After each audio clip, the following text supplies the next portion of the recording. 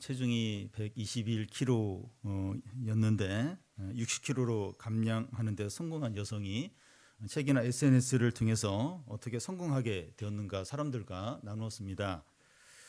그는 121kg의 이 몸무게를 지니고 이제 생활할 때는 숨쉬기조차 힘들고 움직이는 것조차 고역이었다고 합니다. 옷가게에서 자신의 사이즈를 찾지 못하는 것이 일상이 되었고 외출은 고통스러운 일이었다고 합니다. 주변의 시선이 너무나 부담이 되었고 끊임없이 자신감은 떨어졌다는 겁니다. 그런데 그렇게 살던 어느 날 그는 더 이상 이렇게 살면 안 되겠다 하는 절박감이 생기면서 변화를 이제 결심하게 됩니다. 이 건강을 되찾고 자신감을 되찾고 삶의 이제 주인공이 되기로 다짐을 이제 했습니다.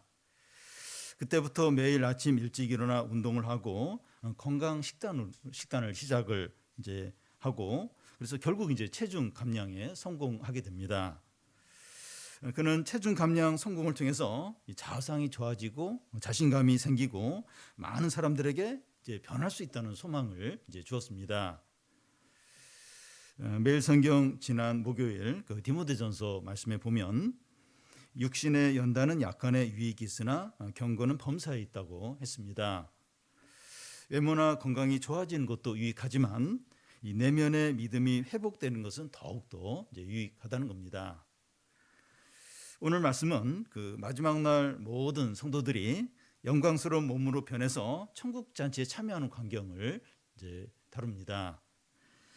바울로부터 이 부활의 복음을 들은 고린도 교인들 중에 일부는 이 죽은 자가 다시 살아나는 건 없다고 이렇게 하고 어떻게 몸으로 다시 살아날 수 있느냐 하면서 의심했습니다. 사람이 죽으면 몸이 썩어 버리는데 어떻게 다시 몸으로 살아날 수 있느냐 하는 거죠. 그런데 바울은 씨를 생각해 보라고 합니다. 이 앞에 오늘 말씀 앞부분에 그런 말씀이 나오는데 씨를 뿌리면 씨가 썩어서 사라지지만 거기서 새로운 식물이 자라난다는 거죠. 이것이 부활이 있다는 것을 증거한다는 겁니다. 우리 모두는 이 본래 흙으로 지어진 아담에 속한 사람입니다. 그래서 이 죽으면 흙으로 돌아갈 수밖에 없습니다. 그런데 우리가 또 다른 아담인 예수 그리스도를 믿음으로 그에게 속하게 되어서 흙이 아니라 하늘에 속하게 되었습니다. 그래서 우리는 그 예수님처럼 영광스러운 몸을 갖게 됩니다. 잠시 후에 우리 세례 성찬식을 이제 하게 되는데 이 세례는 우리가 예수 그리스도를 믿음으로 그와 연합함을 의미하는 의식입니다. 성찬식은 그 예수 그리스도가 우리의 죄를 위해서 죽으시고 이 부활하신 것을 떡과 포도주를 먹고 마시면서 기념하는 거죠. 우리가 예수님의 살을 상징하는 떡을 먹고 예수님의 피를 상징하는 포도주를 마시면서 우리의 죄가 용서가 되었고 우리의 몸이 영광스럽게 변화가 될 것을 확신을 하는 겁니다. 이게 이제 성찬식의 의미입니다. 오늘 말씀은 이 성도들이 언제 어떤 식으로 영광스러운 몸을 갖게 되느냐 이제 하는 겁니다. 우리가 영광스러운 몸을 갖기 위해서 이제 전제되어야 하는 것은 이 새로운 식물이 자라려면 씨가 먼저 죽어야 하는 것처럼 우리가 죽고 다시 사는 거, 우리가 거듭나는 것이 있어야 합니다. 이 거듭난다고 하는 것은 그 세례의 의미인데 예수님이 십자가에 죽으시고 다시 살아나셨는데 우리가 예수님과 함께 죽고 예수님이 다시 사신 것처럼 우리도 다시 이제 사는 겁니다. 이게 이제 거듭난다는 이제 의미죠. 이제 50절을 같이 한번 읽겠습니다. 형제들아 내가 이것을 말하노니 혈과 육은 하나님 나라를 이어받을 수 없고 또한 썩은 것은 썩지 아니한 것을 유업으로 받지 못하느니라. 이 혈과 육은 자연인 곧 이제 부모로부터 태어난 모든 사람을 가리킵니다. 이 그리스도를 믿기 전에 모든 사람이죠. 이런 자연인은 하나님 나라를 이어받을 수 없다는 겁니다. 다시 말해서 자연인은 하나님 나라에 들어갈 수 없다는 거죠. 이 어린 아이들 찬양 중에 돈으로도 힘으로도 못 가요 하나님 나라라는 이제 이 찬양이 있습니다. 요한복음에 보면 니고데모가 밤중에 이제 예수님을 찾아와서 어떻게 하면 하나님 나라에 들어갈 수 있느냐 묻습니다. 예수님은 거듭나야 된다고요. 성령으로 거듭나야 된다고 이제 말씀합니다. 니고데모는 그 당시 율법 선생이었고 사내들인 공회 회원이었고 오늘날의 국회의원에 해당하는데요. 그리고 부자이기도 했습니다. 그 당시 부자다. 이러면 이제 하나님의 복을 받았다 이렇게 인식을 하는데 그래서 이 니고데모 같은 사람은 하나님 나라에 들어갈 자격이 있다고 다 그렇게 생각을 이제 할 수 이제 있습니다. 그런데 그가 이제 거듭나야 한다면 모든 사람이 다 거듭나야 한다는 거죠. 이 모태신앙이고 태어나서 지금까지 교회를 떠난 적이 없고 세상 사람들이 짓는 어떤 나쁜 죄도 짓지 않고 중직자이더라도 거듭나야 합니다. 그래야 하나님 나라에 들어갈 수 있다는 겁니다. 이 썩는 것이 썩지 않을 것을 이제 받을 수 없다 이렇게 하는데 여기서 썩는 것은 현재의 어떤 육체적인 몸, 현재 육체적인 몸을 이제 가리키고 이 썩지 않는 것은 부활할 때의 영광스러운 몸을 이제 가리킵니다.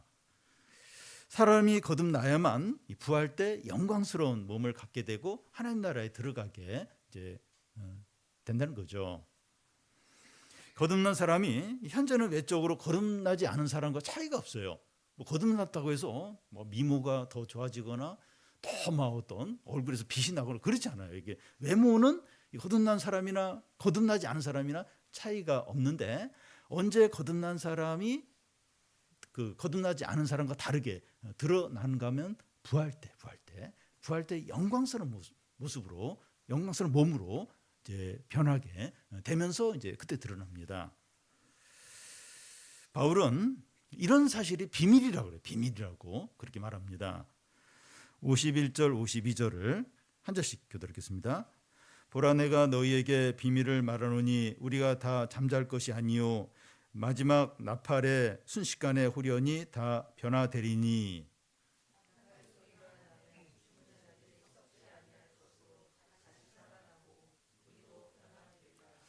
이 비밀이라고 하는 것은 대부분의 사람들에게는 가려져서 이제 모르지만 일부 사람들만 이렇게 알고 있는 것을 이제 말합니다. 여기서 비밀은 하나님의 계시를 말합니다. 하나님이 알려주지 않으면 사람들이 알 수 없는 진리를 이제 말합니다. 이런 면에서 하나님의 모든 말씀은 비밀이라고 할 수 있어요. 사람이 자연적으로 알 수 있거나 뭐 책을 많이 읽고 연구를 하면 알 수 있는 것이 아니라 성령을 통해서 깨닫게 해줘야 이제 알 수 이제 있는 거죠. 그래서 사람들이 하나님의 말씀을 이해하지 못하고 거부하는 게 이상한 게 아닙니다. 이 부활을 믿지 못하고 의심하는 게 어떤 면에서 당연하죠.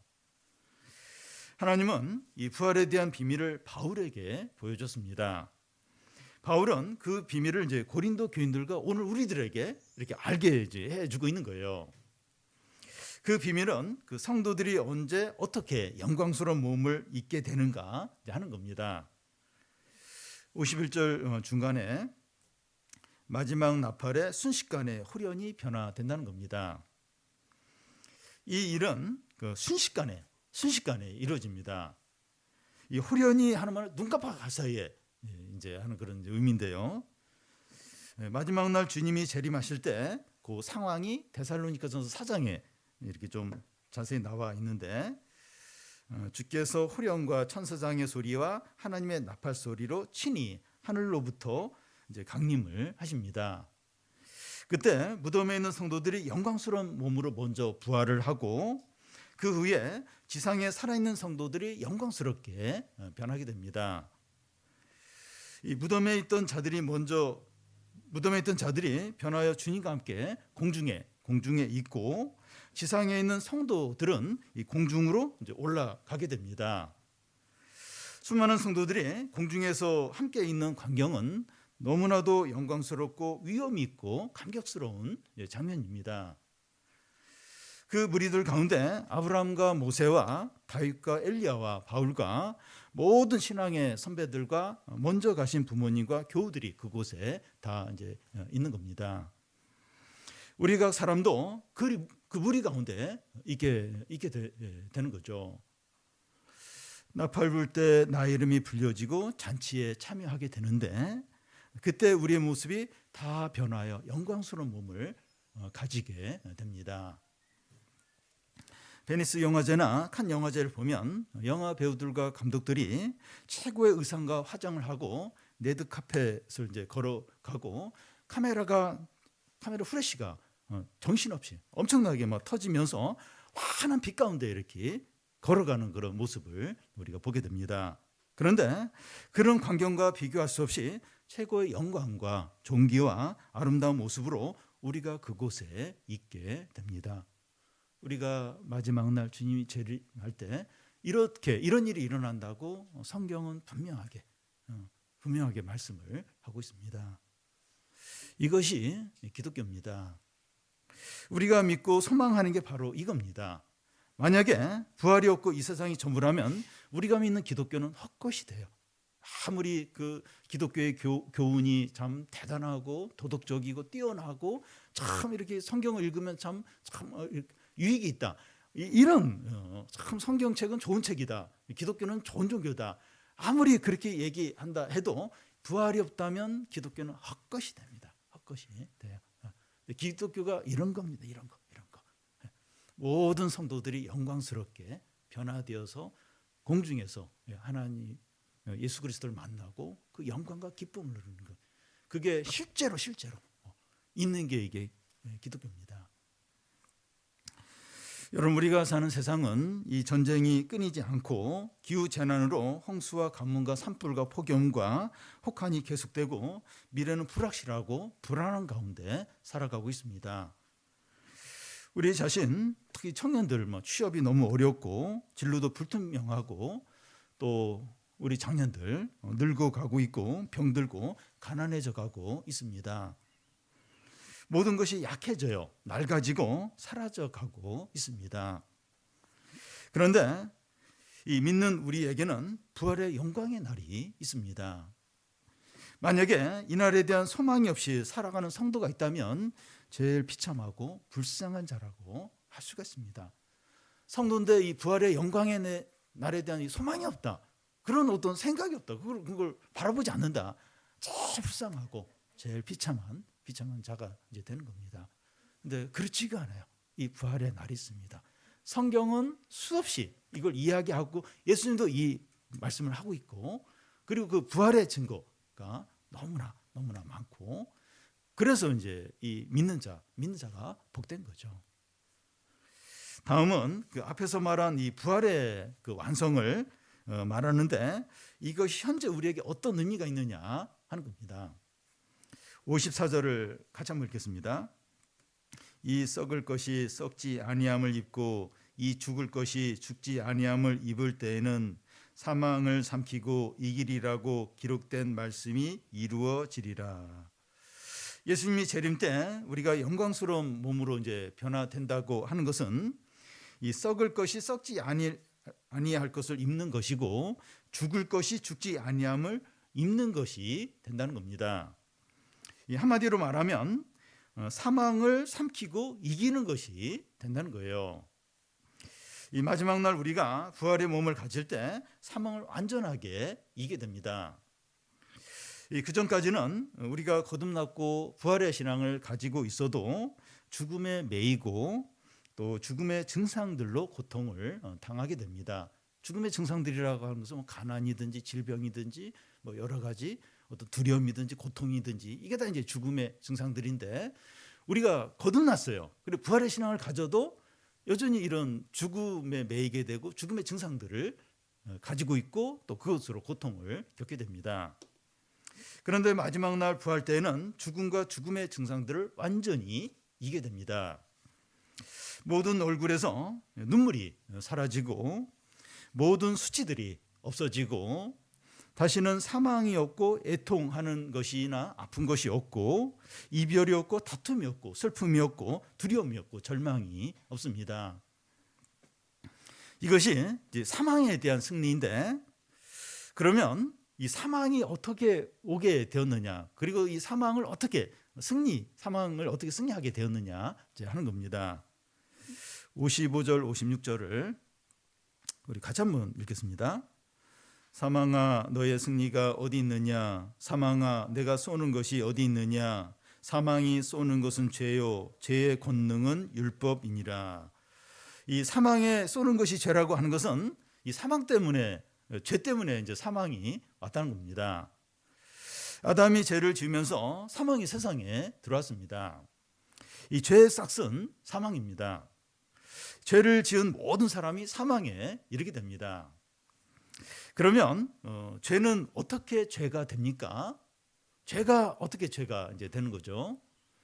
율법을 통해서 죄가 됩니다. 무슨 말인가 하면 법이 없으면 죄도 없다는 거죠. 예를 들어서 이 마약을 하는 것을 금지하는 법이 없으면 마약을 해도 범죄가 되지 않습니다. 그런데 마약을 법으로 금지를 하기 때문에 마약을 하면 이제 범죄가 이제 되는 거죠. 죄의 권능은 이제 율법이다 하는 말이 이제 그런 이제 의미입니다. 율법이 죄를 죄가 되게 하고 죄를 심각하고 중대하게 만든다는 겁니다. 그러니까 죄의 권능은 율법이다. 그러니까 율법이 죄가 되게 하는 거예요. 그래서 죄가 심각하고 중대하게 이제 율법이 그렇게 죄를 그렇게 죄가 중대하고 심각하게 이제 만든다는 겁니다. 이런 사실을 더 좀 확대해서 생각을 하면 율법을 잘 지킴으로 의로워지거나 구원을 받을 수 없다는 겁니다. 율법 중에서 99가지를 지켰어도 한 가지를 범하면 율법을 범한 것이 되는 거죠. 우리 사회 법 중에서 절도나 폭행이나 사기나 강도나 이런 죄는 안 지었어요. 안 지었더라도 음주운전을 하다가 이게 이제 드러나면 이 범죄자가 되는 것과 같습니다. 근데 유대인들은 그 율법을 잘 지킴으로 의롭게 될 뿐만 아니라 구원을 받을 수 있다고 그렇게 믿는 거예요. 그래서 예수님을 안 믿어요. 예수님 믿을 필요가 없었어요. 왜냐하면 율법을 잘 지켜서 자기들은 의롭게 되고 구원을 받을 수 있다고 믿었기 이제 때문이죠. 그런데 아무도 율법을 완전히 지켜서 의롭게 되거나 구원을 받을 수 없습니다. 무슨 말인가 하면 율법뿐만 아니라 선행이나 업적이나 자랑이나 자기 의를 통해서 구원을 받을 수 있는 사람이 아무도 없다는 거예요. 모든 사람들은 다 죄를 지었고 사망에 쏘는 것을 피할 수 없다는 겁니다. 그러니까 모든 사람이 죄를 안 지은 사람이 없어요. 그래서 사망에 쏘는 거, 그걸 피할 수 있는 사람 아무도 없는 겁니다. 죄를 한 번만이라도 지은 사람은 사망에 쏘여서 죽을 수밖에 없다는 거죠. 세계 최고의 이제 갑부의 재산이나 미국 대통령과 같은 권력이나 세계 최고의 인기나 또 최첨단 AI 기술로도 사망으로부터 구원해 줄 수 없습니다. 영화 그 설국열차 전에 수년 전에 나왔던 영화인데요. 이 설국열차를 타고 온 세상을 17년 동안 빙빙빙 돌아도 소망이 없어요. 소망이 없고 또 설국열차 제일 앞쪽하는 최고의 어떤 부자들, 또 권력을 가진 자들만 타는 곳이 이 설국열차의 제일 앞칸인데 거기는 뭐 굉장히 호화스럽게 뒷칸은 뭐 완전히 최악의 어떤 그런 상황에서 사람들이 지내고 앞칸은 뭐 최고의 어떤 시설과 또 최고로 잘 먹고 그 설국열차 앞칸이 그런데 그 앞칸에 타도 소망이 없는 것은 마찬가지라는 겁니다. 비행기가 이게 추락을 해요. 비즈니스석에 탔든지 이코노미석에 탔든지 차이가 없는 것과 마찬가지인 거죠. 모든 사람이 하나님의 진노에서 멸망할 수밖에 없다는 겁니다. 죄를 안 지은 사람이 아무도 없어요. 그러니까 뭐 나름대로 죄를 안 지으려고 도덕적으로 살아도 몇 가지 죄를 지어도 하나님의 진노를 피할 수 없는 게 죄인인 겁니다. 모든 인간에게는 철저한 어두움과 또 절망과 진노와 저주뿐입니다. 철저한 어두움과 절망과 저주와 심판뿐입니다. 그런데 소망이 있다는 겁니다. 유일한 소망이 무엇입니까? 57절을 같이 한번 읽겠습니다. 우리 주 예수 그리스도로 말미암아 우리에게 승리를 주시는 하나님께 감사하노니. 바로 그 앞절까지 사망에 쏘는 것이 뭐예요? 죄의 권능은 율법이다. 그러니까 그리고 사망이 승리하고 이런 어떤 절망적인 상황인데 승리가 있다. 승리를 이야기하고 있습니다. 우리 주 예수 그리스도로 말미암아 우리에게 승리를 주셨다는 겁니다. 예수 그리스도가 십자가에서 우리 죄를 위해서 죽으심으로 우리의 죄가 용서가 되었고, 예수 그리스도가 죽은 지 3일 만에 살아남으로 우리가 다시 부활하게 되는 겁니다. 예수님은 죄와 사망에 대해서 완전히 승리하셨습니다. 그런데 예수님의 승리가 우리의 승리가 돼요. 왜냐하면 우리가 예수님을 믿음으로 예수님과 연합이 되어 있기 때문에 예수님에게 일어나는 일이 우리에게도 동시에 동일하게 일어나기 때문입니다. 예수님은 십자가를 지시기 전에 제자들에게 말씀하시기를 담대하라, 내가 세상을 이겼노라 이렇게 하셨습니다. 그런데 아직은 예수께서 재림하지 않았기 때문에 세상과 사망에 대해서 완전히 이긴 것이라고는 이제 이렇게 볼 수 없습니다. 그렇지만 우리가 이 부활의 신앙을 가질 때 세상과 사망에 대해서 담대할 수 있는 거예요. 이 사망에 대해서도 이 세상에 대해서도 담대할 수 있는 겁니다. 왜냐하면 예수님의 승리가 우리의 승리이기 때문에 이제 그럽니다. 우리 주 예수 그리스도로 말미암아 우리에게 승리를 주시는 하나님께 감사하지 않을 수 없습니다. 완전히 아무 소망이 없는데 죄를 안 지은 사람 있습니까? 다 죄로 인해서 이 사망의 종이 될 수밖에 없고 영원한 진노를 받을 수밖에 없는데 예수 그리스도가 우리에게 승리를, 죽고 다시 부활하심으로 우리에게 진정한 완전한 승리를 주신 거죠. 예수 그리스도와 하나님 아버지께 감사 찬양과 영광을 돌리시기를 바랍니다. 우리가 성찬식을 하면서 하나님 아버지께 감사하고 찬양하시기 바랍니다. 부족한 것이나 두려울 것이 없게 하신 하나님께 감사드립시다.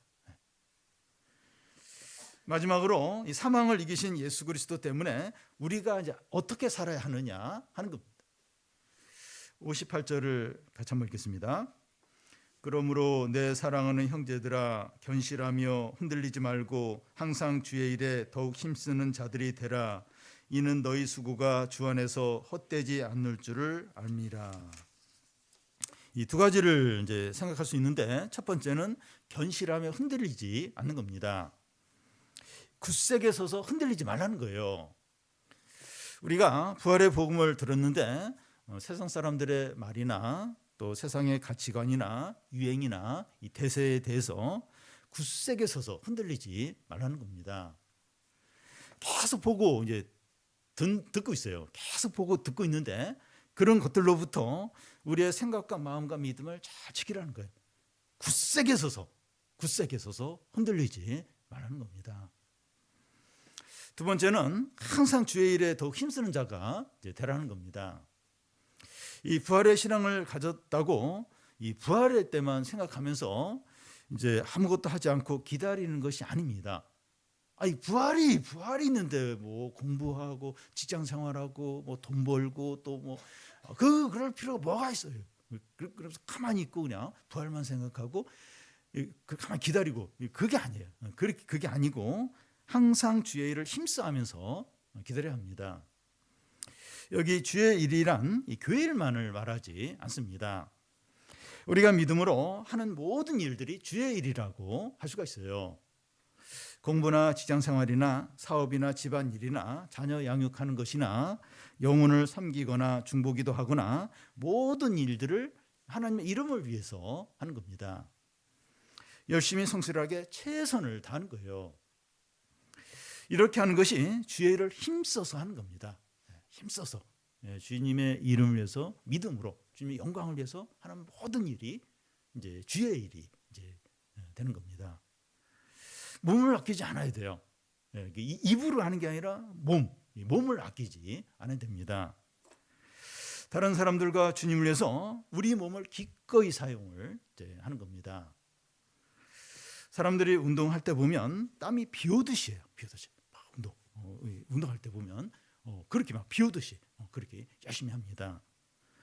이웃과 하나님 나라를 위해서 그런 식으로 몸을 아끼지 말고 열심히 하라는 겁니다. 주의 일을 자신을 위해서 하듯이 힘써서 하라는 겁니다. 그렇게 사는 것이 절대로 헛되지 않는다는 겁니다. 내가 왜 내가 남을 위해서, 왜 하나님 위해서 그냥 적당히 하면 되지, 왜 그렇게 힘써서 해야 돼? 그렇게 하는 게 절대 헛되지 않는다는 거예요. 너희 수고가 주 안에서 헛되지 않는 줄 안다는 겁니다. 왜냐하면 예수 그리스도가 승리하셨고 부활이 분명이기 때문에 그래. 예수 그리스도가 이 사망과 이 사망의 증상들에 대해서 완전히 이기셨어요. 부활이 있어요. 부활했기 때문에 우리가 그렇게 주님을 위해서, 다른 사람의 유익을 위해서 힘써서 일하는 게 절대로 헛되지 않다. 믿음으로 하는 게 절대로, 그러니까 이 부활도 없고 여전히 예수님의 어떤 그 승리도 없고 그러면 믿음으로 하는 게 다 헛되죠. 쓸데없는 게 되는 겁니다. 근데 예수님이 이 사망에 대해서 승리하셨고 부활이 있어요. 그래서 믿음으로 하는 이런 모든 수고가 절대로 헛되지 않다는 겁니다. 성찬식은 그 예수 그리스도의 죽음과 부활을 기억하고 확신하고 누리는 거죠. 우리가 성찬식을 하면서 이 부활의 신앙을 다 회복해서 눈앞에 있는 어려움들을 감당을 하고 또 그 어려움에 대해서 담대하고 예수님의 재림 때 영광스러운 몸으로 변형될 것을 바라봄으로 마음을 굳게 지키고 주의 일을 힘써서 하는 성도들이 다 되시기를 바랍니다.